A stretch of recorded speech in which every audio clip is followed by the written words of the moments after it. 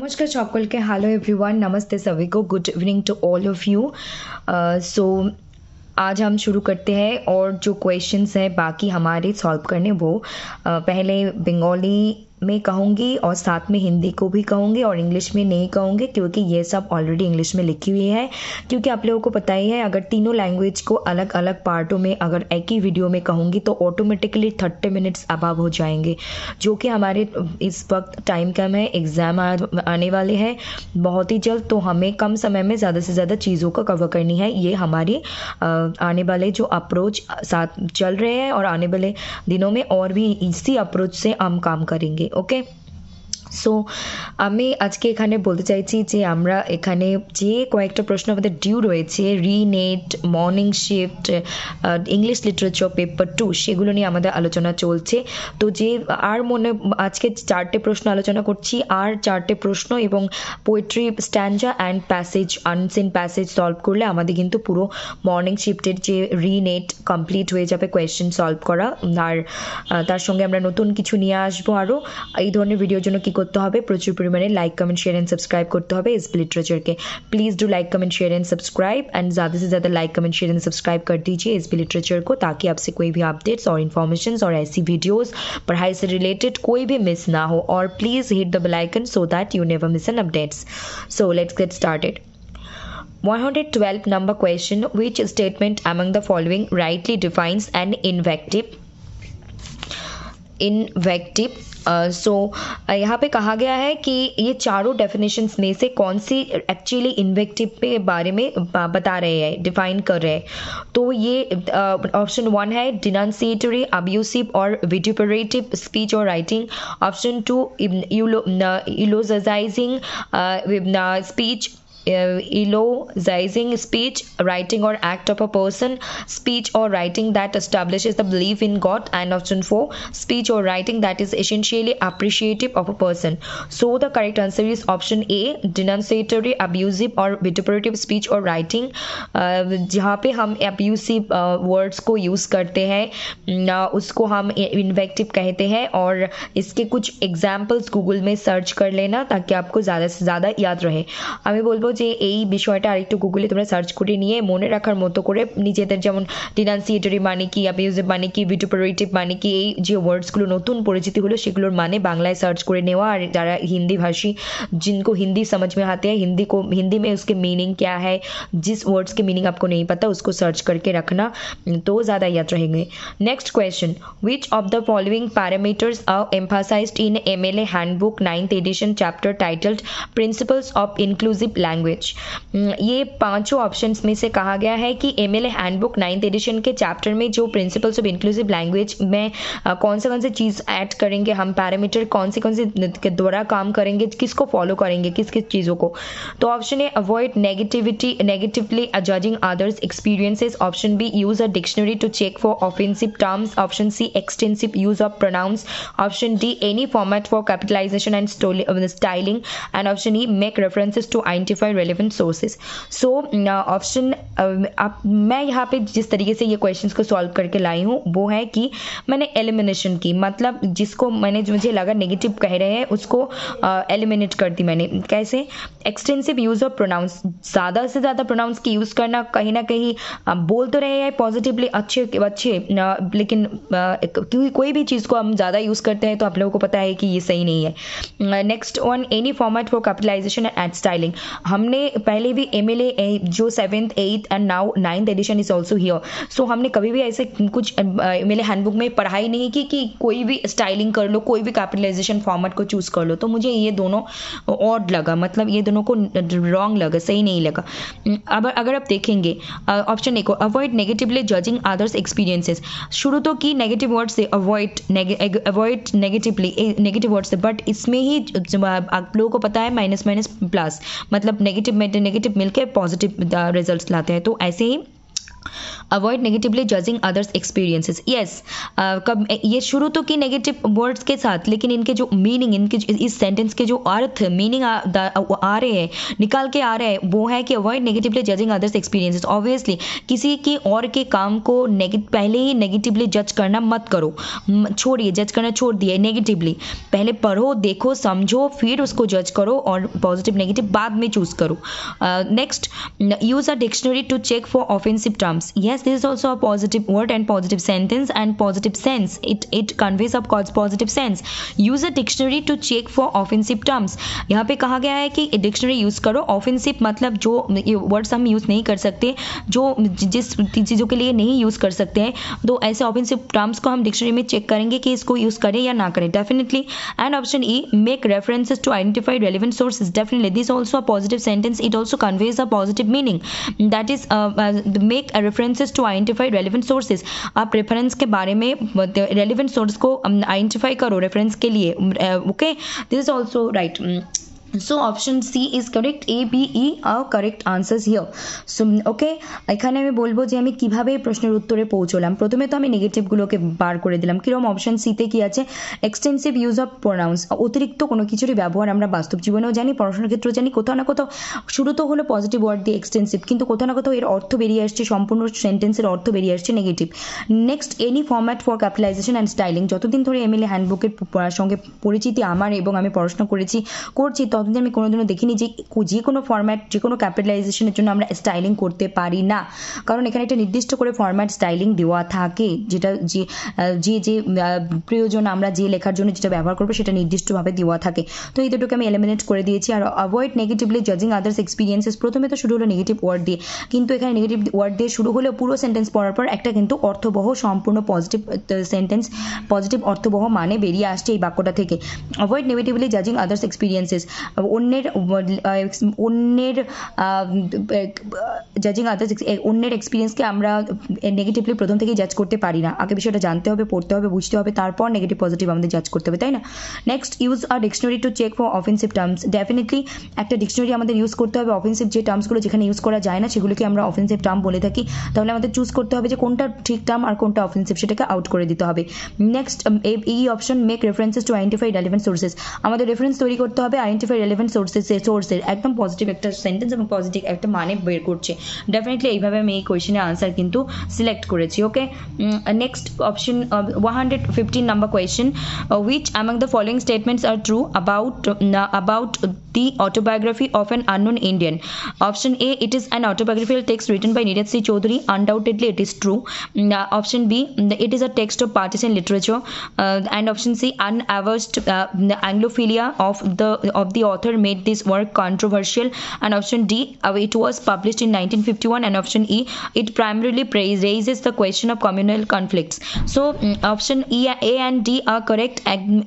I can say it's totally true. It was published in 1951 and it is written by Neeraj C. Chaudhary. Definitely true. But then see the options. আমি তারপরে চলে গিয়েছিলাম অপশনে যে A D কোথায় আছে। Option 1 এ তেই আমি এ ডি দুটোই পাচ্ছি, বাদ বাকি অপশনে এ আর ডি কিন্তু কোথাও যৌথভাবে বা একত্রিতভাবে নেই, তাই আমি অপশন এ কে চুজ করেছি। টিক দিয়ে নিয়ে আসিনি, দিয়ে দিচ্ছি। অপশন এ কে চুজ করেছি। C number, unabashed Anglophilia of the author made this work controversial. এইভাবে क्वेश्चन उत्तर আমি কিন্তু ঠিক মানে চুজ করে বা ঠিক করে এনেছি। यहाँ पे मैं यही कहूँगी कि यहाँ पे कहा गया है कि the autobiography of an unknown Indian के बारे में ये 5 जो स्टेटमेंट है कौन सा ट्रू है कौन सा ट्रू नहीं है। तो यहाँ पे definitely option D, it was written in 1951 true है और ये नीरज सी चौधरी ने लिखा, ये भी ट्रू है। तो मैंने फिर चला गया ऑप्शन पे। चारों ऑप्शन में से मुझे कहीं भी नहीं दिखा कि ए और डी साथ में, सिर्फ एक ही ऑप्शन में दिखी, वो है ऑप्शन 1। तो मैंने ऑप्शन 1 को चूज की और C, unabashed Anglophilia of the author made this work controversial. तो मैं यहाँ पे यही कहूँगी कि ये क्वेश्चन और एक क्वेश्चन, मतलब जब हम रीनेट के ड्यू क्वेश्चंस को सॉल्व कर रहे हैं तब भी मुझे 2 डाउट मिले इस 115 नंबर क्वेश्चन में और एक क्वेश्चन में। मैंने जो कहा था कि मैं without depth study I can say anything about this text और अबाउट दिस टॉपिक। मैंने कहा था कि मैं अगर डिटेल में नहीं स्टडी करूँगा जाऊँगी तो मैं आप लोगों को उसके बारे में कोई भी ऑथेंटिक न्यूज़ नहीं दे सकूँगी। तो इसीलिए मुझे ये 115 एंड अनदर वन क्वेश्चन, इन दोनों को मुझे और ज़्यादा डेप्थ में पढ़ के लानी है। लेकिन आप श्योर रहो कि ये आंसर ठीक है, क्योंकि दो ऑप्शन यहीं पे ऑप्शन के बेसिस पर भी तो हम ठीक करते हैं, एलिमिनेशन प्रोसेस के बेसिस पर भी हम क्वेश्चंस को सॉल्व करते हैं। और जो मैं टेक्निक यहाँ पे दिखा रही हूँ, यही टेक्निक को एग्जाम हॉल में भी यूज़ करनी है, आपको भी और मुझको भी। ओके, तो keep to remember this things. Okay, next 118 number question. उससे पहले मैं बेंगली में कहतूँ, আমি এই 115 নম্বর প্রশ্ন যখন রিনেটের কোয়েশ্চেনকে নতুন করে আবারও নিয়ে এলাম ডিউ কোয়েশ্চেন্সগুলো, সেখানেও কিন্তু আজকে 115 নম্বর। এর আগের একটা প্রশ্ন, দুটো প্রশ্নতে আমার ডাউট দেখা গেল, যেটাতে আমি কি বলেছি, আমি ইনডেপথ স্টাডি না করলে কোনো অথেন্টিক নিউজ তোমাদের সাথে বা আপনাদের সাথে শেয়ার করতে পারবো না। কিন্তু আমি এই দুটো নিয়ে স্টাডি করে এক্সামের আগেই দিয়ে দেবো তোমাদেরকে এই বিষয়ে অথেন্টিক নিউজ। আর কি হচ্ছে যে অপশনের বেসিসে আমরা এলিমিনেশনের বেসিসে কিন্তু উত্তর ঠিক করবো, যাতে করে আমাদের সময় কম লাগে এবং এইভাবে আমরা সঠিক উত্তরের কাছেও পৌঁছে যেতে পারি। এই টেকনিকগুলো তোমাদের ফলো করতে হবে এবং পরীক্ষা হলে ইউজ করতে হবে তোমাদেরকে এবং আমাকেও। Next question 118, what was the immediate motivation for Philip Sidney to write apology for poetry as a defence of poetry. यहाँ पे कहा गया है कि immediate motivation for Philip Sidney to write apology for poetry as a defence of poetry. उन्होंने जो apology for poetry को लिखा, फिर as a defence of poetry भी लिखे, उसके लिए उनका इमीडिएट मोटिवेशन क्या था? Option 1, Mphasis on history in Holinshed's Chronicles. Option 2, philosophical questions raised in Thomas More's Utopia. Option C, attack on poetry in the School of Abuse of by Stephen Gosson. And option 4, exposure of human foibles and failings in Erasmus's The In Praise of Folly. So option C is correct, attack on poetry in the School of Abuse by Stephen Gosson. यही Philip Sidney को immediate motivation the apology for poetry को as a defence of poetry लिखने के लिए। Okay, that's it for today. এখানে বলার আছে যে ফিলিপ সিডনে যে অ্যাপোলজি ফর পোয়েট্রি লিখেছেন, সাথে সাথে as a defence of poetry, এটা লেখার জন্য তার উনি সাথে সাথে মোটিভেশন কোথা থেকে পেয়েছিলেন এই চারটে লেখার মধ্যে? এটা কি হিস্ট্রি এন্ড হলিনশেড ক্রনিকল থেকে পেয়েছিলেন, নাকি থমাস মোরের ইউটোপিয়া থেকে পেয়েছিলেন, নাকি attack on poetry the school of abuse by Stephen গসনের থেকে পেয়েছিলেন, নাকি exposure of human foibles and failings in Erasmus the praise of folly থেকে পেয়েছিলেন? The right answer is 3, attack on poetry in the school of abuse by Stephen Gosson. This option is right. So that's it for today. Thank you very much. তোমাদের যদি মনে হয় যে ভিডিওটা, অবশ্যই এই ভিডিও কেন, এসবি লিটারেচারে যে বিষয় নিয়ে আলোচনা করা হয় কার্যকর এবং তোমাদের বুঝতে সুবিধা হয় এবং তোমরা সঙ্গে জুড়ে থাকতে চাও, ডেফিনেটলি এসবি লিটারেচারকে like comment share and subscribe করতে পারো বা করে দিন। Like comment share and subscribe and comment করতে পারেন, আমি আমার সময় মতো অবশ্যই উত্তর দেবো। যে কোনো, সেটা ইনফরমেশন হতে পারে, যেটা প্রশ্ন হতে পারে, সেটা কোনো টপিক হতে পারে, সেটা কোনো डाउट होते पारे, anything you can ask in the comment section below. Okay, so अभी यहाँ पे हम ख़त्म कर रहे हैं। Good evening. मैंने आज जल्दी ये वीडियो को बना ली और अभी मैं वीडियो को अपलोड भी करने जा रही हूँ क्योंकि मुझे और भी ज़्यादा इंपॉर्टेंट काम करनी है। और थैंक यू वेरी मच। मैं एक स्टूडेंट को कहना चाहूँगी, मतलब जो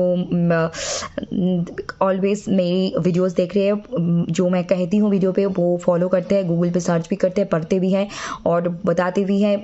thank you very much and you are following my words and you are following my guidelines, so it is very good and it is very great. You can see the results after your exam, and if it is your first attempt, then also if it is not your first attempt, then also you can see the difference after doing these things, after following my words, so it will help you for sure.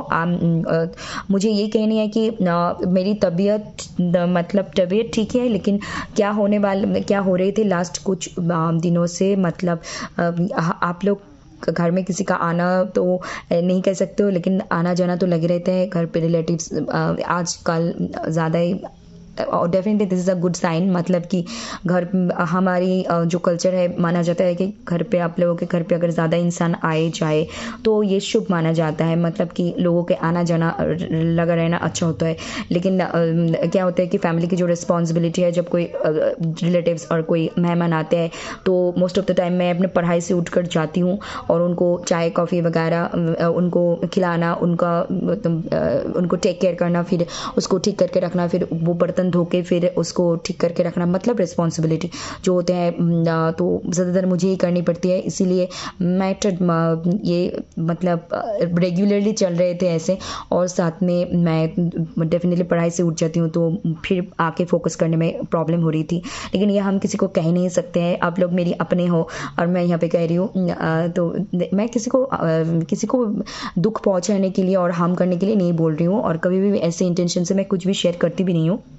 और मेरी बचपन से एक habit है, मैं बहुत ज़्यादा loudly पढ़ती हूँ। अगर मैं पढ़ने बैठती हूँ तो मैं धीरे से मुझे बचपन से आज तक मुझे धीरे ना तो फ़ोन पे बातें करना आती है, ना ही मुझे धीरे से पढ़ना आती है। बातें मतलब नॉर्मल बातें मैं medium voice loud medium sound के बेसिस पे मैं कर लेती हूँ, लेकिन जब मोबाइल में बातें करने की बारी हो, किसी के साथ भी हो, फैमिली फ्रेंड्स और कोई भी हो, और चाहे पढ़ाई हो, मैं हमेशा लाउडली पढ़ती हूँ। और मुझे ये अब ज़्यादा ही कुछ लाउड हो गया, इसलिए मेरी वॉइस लास्ट एक 1 वीक से मैंने लाउडली पढ़ाई की तो मेरी वॉइस ब्रेक होने लगी। मतलब ज़्यादा लाउड भी अपनी तबीयत और अपनी गला के लिए ठीक नहीं है। इसलिए अदरवाइज़ मेरी फिजिकल हेल्थ फॉर नाउ मैं बहुत स्वस्थ हूँ, ठीक हूँ, मेंटली, इमोशनली, फिजिकली और हर तरीके से ठीक हूँ। विंटर का सीज़न आ चुका है तो ज़्यादा टेक केयर करनी होती है सभी को, क्योंकि ज़्यादा ठंड लग जाएगी तो सर्दी खांसी हो जाएगी। तो इस सारी चीज़ों के लिए आपको टेक केयर करनी है, सभी को टेक करनी होगी, चाहे वो आप बच्चे हो चाहे बुरे हो, जब कोई भी एज की उम्र की अगर अपने बच्चे हो, लोग हो, इंसान हो, सभी को टेक केयर में रहनी होती है सीज़न चेंज होने के साथ साथ।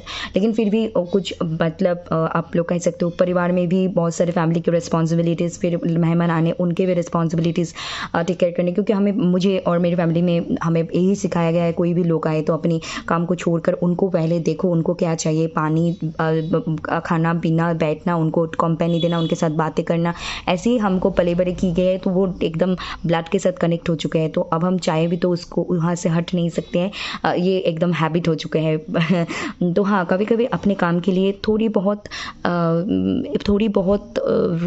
मतलब क्या कह सकती हूँ कि आपको रियलिटी के बेसिस पर आपको एकदम पूरा प्रैक्टिकल होना पड़ता है कभी कभी अपने काम को हासिल करने के लिए। ये भी ठीक है, लेकिन आपको पता है इंसानियत के नाते जो सिखाया गया है वो भी पूरी करनी बहुत ज़रूरी है। तो मैं काम करती हूँ फैमिली के, घर पे भी कभी कुछ ज़रूरत हो बाहर भी जाती हूँ, और ये भी काम करते रहती हूँ, और पढ़ाई तो साथ में है ही। तो इसीलिए अदरवाइज़ कुछ महीने से, कुछ दिनों से तबीयत ठीक ठाक ही है गॉड की कृपा से, और ठीक ही रहे ऐसे ही। Thank you very much. मैंने अपने बारे में कुछ पर्सनल चीज़ें शेयर की। Thank you for your concern, जो जिसने मुझे कहा कि प्लीज़ टेक केयर, आपकी तबीयत ठीक नहीं फिर भी, या कभी कभी ऐसे हो जाते हैं कि आपकी तबीयत में चाहे कोई बीमारी ना भी हो, ज़्यादा काम करने की वजह से, ज़्यादा रिस्पॉन्सिबिलिटीज़, ज़्यादा घर के काम बाहर के काम करने की वजह से भी आपका हेल्थ थोड़ा डाउन होता है, थोड़ा टायर्ड हो जाते हैं, तो वैसे में भी हमें रेस्ट लेनी बहुत ज़रूरी होती है। तो थैंक यू वेरी मच। मैंने कुछ ज़्यादा ही शेयर कर दी, बट इट्स ओके, मुझे अच्छा लगा शेयर करके, और मुझे लगता है कि ये भी कोई गलत चीज़ नहीं है, पढ़ाई के साथ ये भी इंपॉर्टेंट है। Stay connected with SB literature, please like and share and subscribe. और मैं ये कह सकती हूँ कि आने वाले दिनों में मैं और भी बहुत कुछ लेकर आने वाली हूँ आप लोगों के लिए। Please stay connected with SB literature and like comment share and subscribe. नमस्कार সকলকে, ভালো থাকুন, সুস্থ থাকুন, দেখতে থাকুন SB literature. Please like comment share and subscribe. Good night for today, and thank you very much. God bless you all. Take care. Bye.